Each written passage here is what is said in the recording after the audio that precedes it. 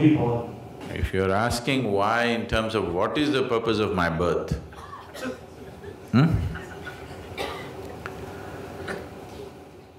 what if there is no purpose? This question, what is the purpose of my birth, arises only because somewhere your experience of life has become quite meaningless. You want some God-ordained purpose for your existence.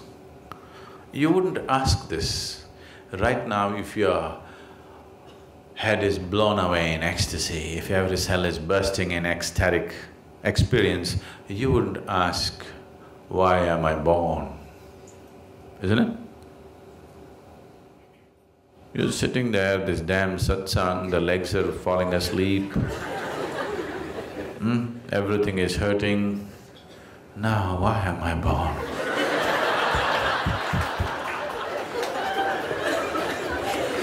What is the purpose of this pain? That's what you're asking.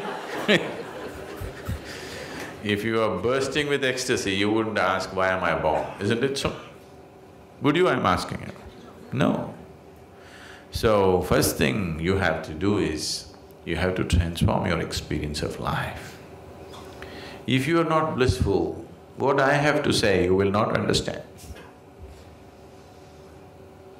You will not understand because you're coming from a certain kind of experience of life. I seem very arrogant and irresponsible, which I'm not, but it seems like that because I'm coming from an intoxicated experience of life. You are sober and legs are hurting. For you, why am I born is a big question. For me, it's a joke. So first you must transform your experience and then look for the answer, because in your present condition, if you look for the answer, you will come to all kinds of wrong conclusions. So, with pain in your leg, if you ask, why am I born? Immediately I could have told you, I could have gathered lots of miserable people around me, as most spiritual gatherings are. If I tell you, God is testing you,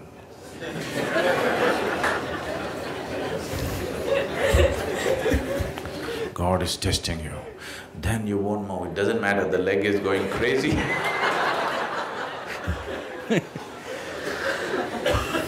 The leg is singing songs, but God is testing me, I must pass the test. Your own expectations you fail, it's okay, but God's expectation, can you fail?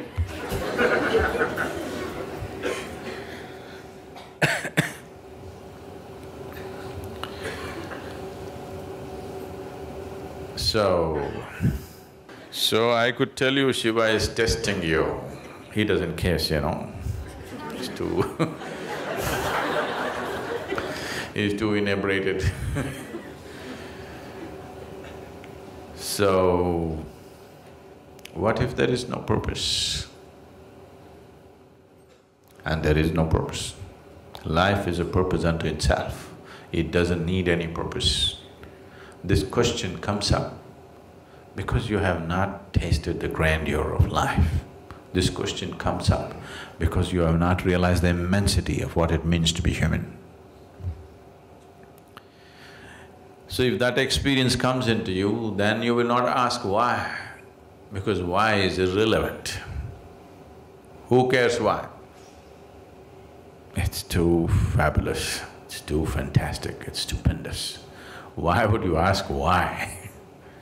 Right now it's meager. Here and there are some experiences to keep your life going. Rest of it is too meager, getting up in the morning, going to the toilet, cooking breakfast, eating, going to the office. Once in a way, one moment of success, once in a way a moment of pleasure, a moment of love, moment of joy here and there, those things are keeping you going. The rest of it is too meager, isn't it? Isn't it so? That is why this question. If every moment of your life becomes absolutely exuberant and bursting within you, why would be a ridiculous question, isn't it?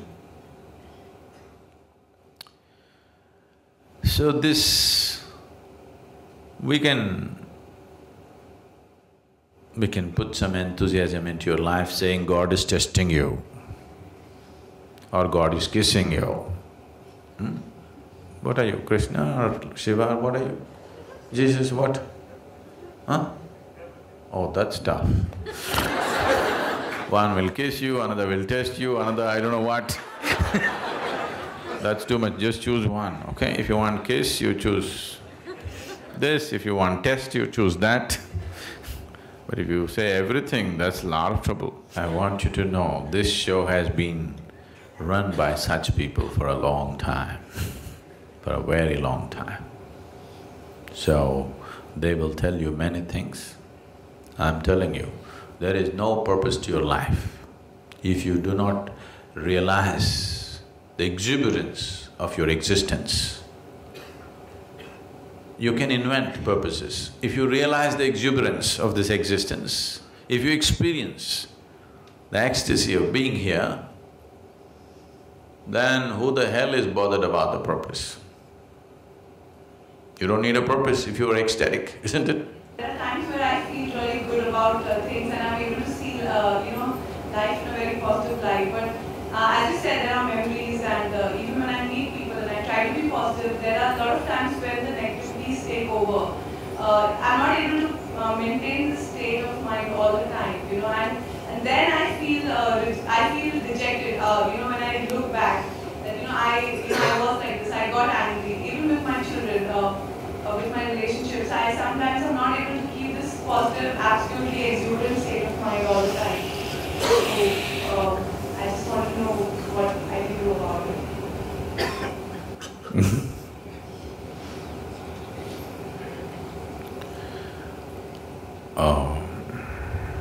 All you need to do is just be the way you want to be. How do you want to be? That's all. It's that simple, but it's also that far away, isn't it? It's that simple. After all, you want to be joyful, just be that way. Who's stopping you? No, they're doing this. See, now, you don't want them to do what they want to do, but you want to do what you want to do. This is a problem. If you want to do what you want to do, you must also be okay with everybody doing what they want to do. That's the only way, because freedom is a two-way stream, isn't it? Yes? Now, is somebody physically torturing you? If that is so, you come, we'll take you away. Because then you need to be protected. Nobody is physically torturing you, they're just doing what they want to do, they're saying what they want to say. Are they just saying just what they know? Isn't it? So, who is causing the mess within you? Yourself. Because somewhere you believe if you become angry, if you become miserable, it may pay off. And it does sometimes. If there are more miserable people around you who value your misery, it pays off, isn't it? Yes? If you act miserable in the house, you get many things. If you're joyful, maybe you don't get.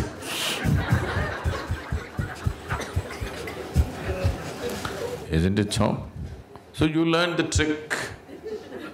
But what you need to understand is the trick is double-edged.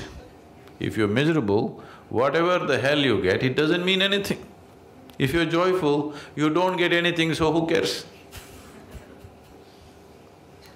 So, this is not just your trick.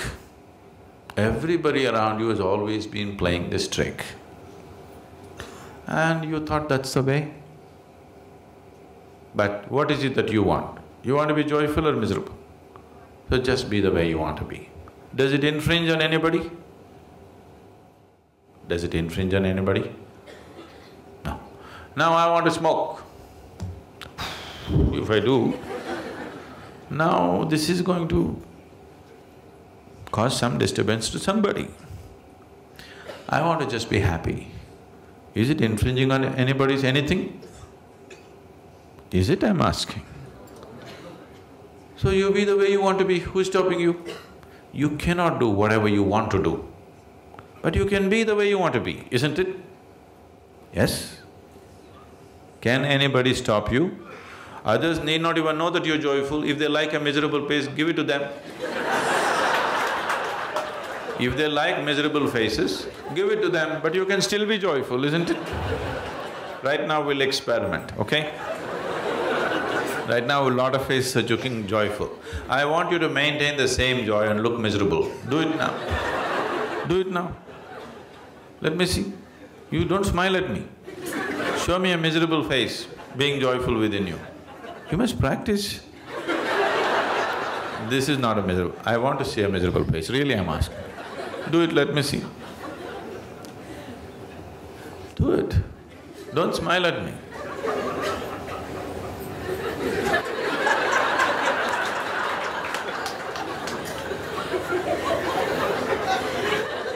Please do it.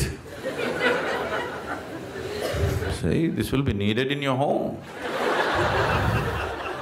If you're all the time ha ha ha ha, they'll go crazy.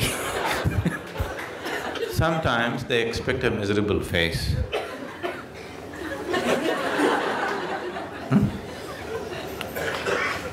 What's so spiritual about you, all this damn yoga, he and all?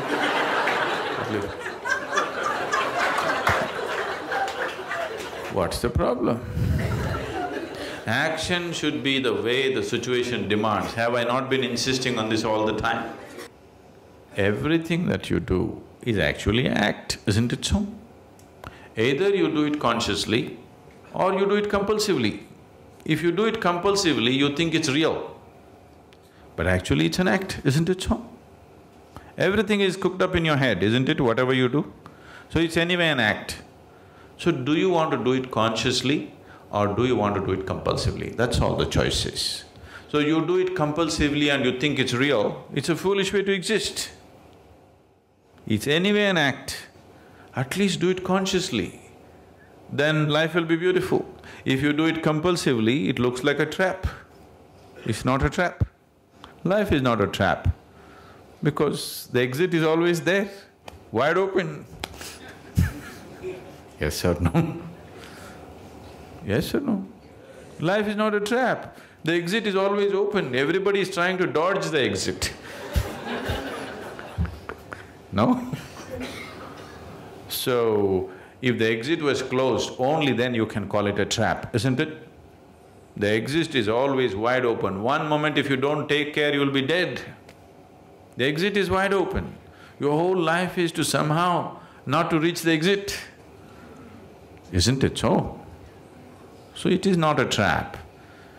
It is just that if you think that your acts are all real, then it feels like a trap. Whatever you think, feel and do is your act, isn't it so? Yes or no? When you do not realize it's your act, you think it's God-given instructions. You'll start hearing voices. When you hear voices, it's very clear you need treatment. Really. I'm not saying anything, but God is great, but He doesn't have vocal cords. Did you know this? You didn't know this? You didn't know this? And He definitely does not know Tamil. See, all the gods you worship came from the north.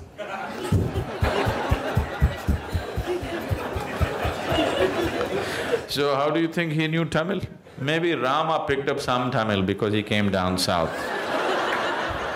But Krishna, Shiva, no Tamil, I'm telling you, believe me. So if you hear voices in Tamil language, obviously you are heading towards the couch.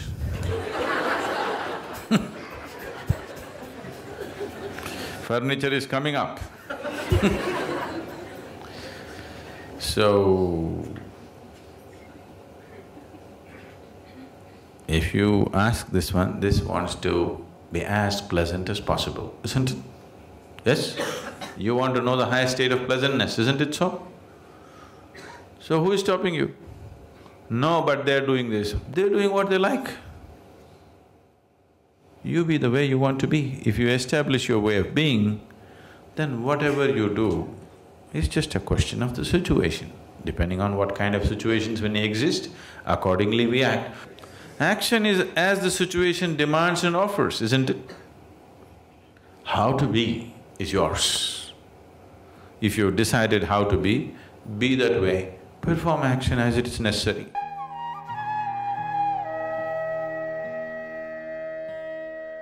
But he must be punished.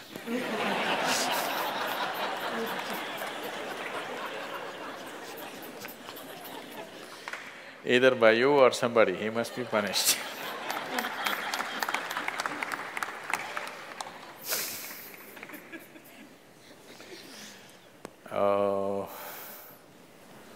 What kind of punishment do you normally give to people?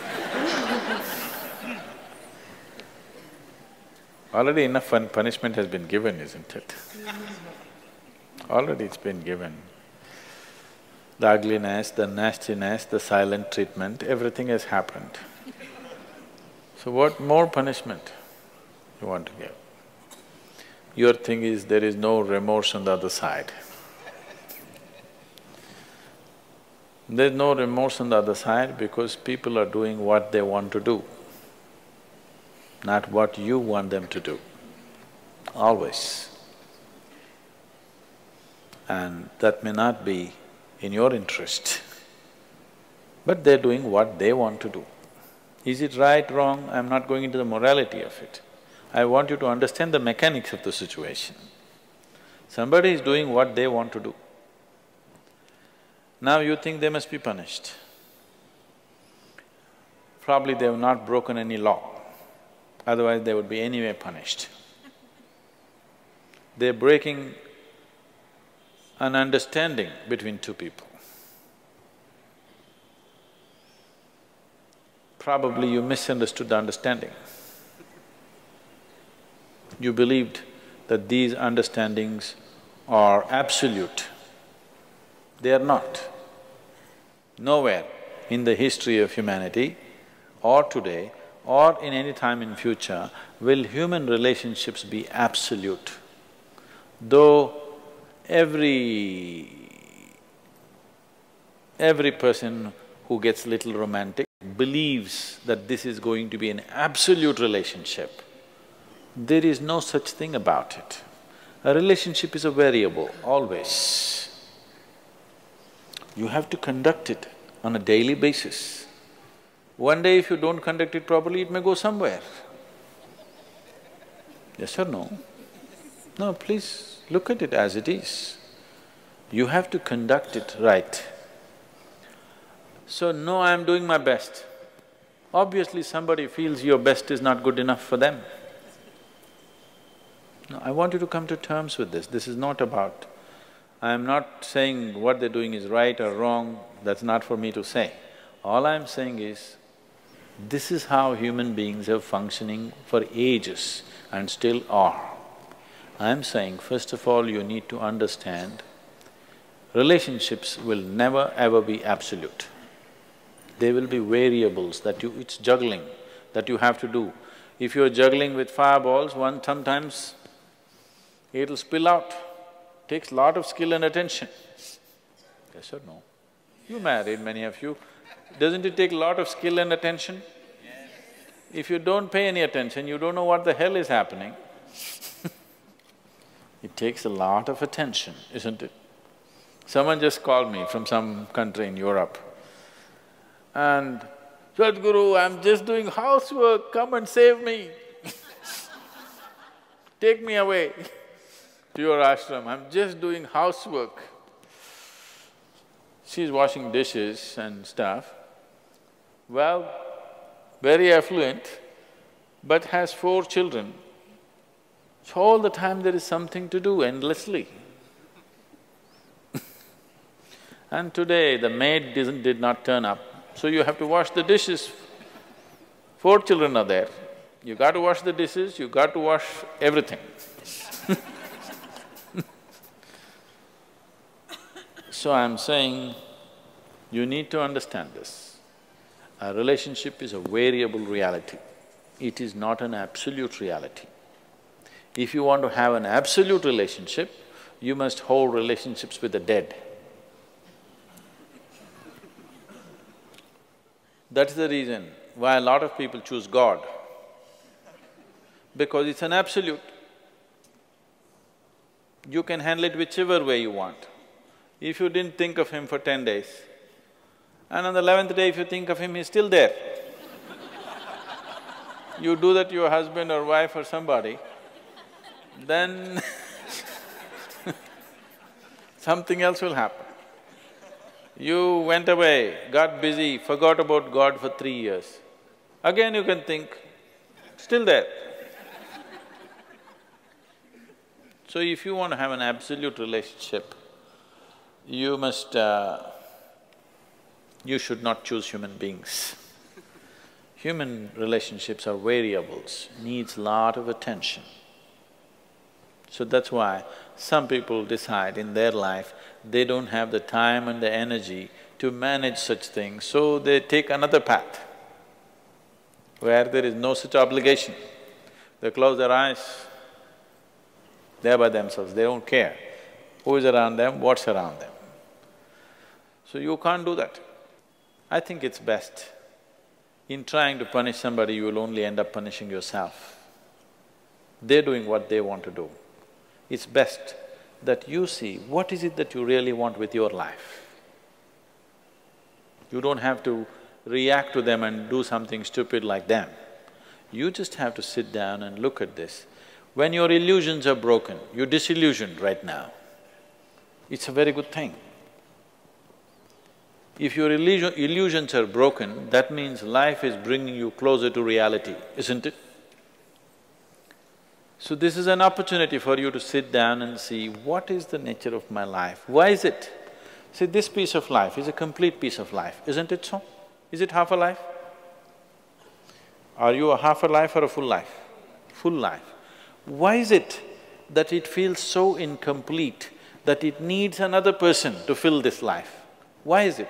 It's time to look at it, isn't it? If this is a full life, this is complete by itself.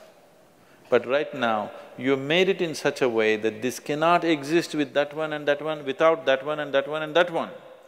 So somewhere it's an incomplete life, or at least it has not realized the fullness of its nature, isn't it? This is a complete piece of life, packed with creator and creation together. Very great combination. If you… this is a time when life knocks at your door like this, it's time you look deeper rather than reacting and trying to fix somebody else. Punishing somebody else is not going to transform your life, not going to make your life beautiful in any way. Some sick satisfaction you'll have for 2 days, after that you'll feel guilty about that also. Yes, initially when this emotion is hot, it gives you satisfaction. After some time when you look back, you'll feel ashamed of yourself. So don't go that way. This is an opportunity. Somebody is opening up a spiritual dimension for you, really. Somebody is making you realize how fragile all these things are. They can cheat you, they can run away, they can divorce you, or they can fall dead, isn't it? If they fall dead, you wouldn't think that he cheated me. Would you think? No. But whichever way you denied, isn't it? The important thing is you denied something. How he did it is not the problem. He denied you something either by death or divorce or cheating or whatever you call it. But essentially you got denied. You can be denied only because you are in a certain illusory state of believing that this is half a life and it needs another half from somewhere. No, this is a complete life.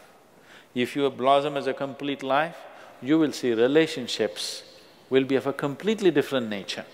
It will be more of coming together and sharing, not of extracting. It has to transform. If it has to transform, you have to transform. This is a great opportunity somebody has given you. Stop using this word, somebody cheated me. Just say somebody is pushing you towards ultimate reality from an illusory state. We must thank that person. We must be grateful. Instead of keeping you in an illusion, instead of keeping you in your life for a whole lifetime, so soon they're making you realize this. Otherwise you will know this at the time of your death. Yes.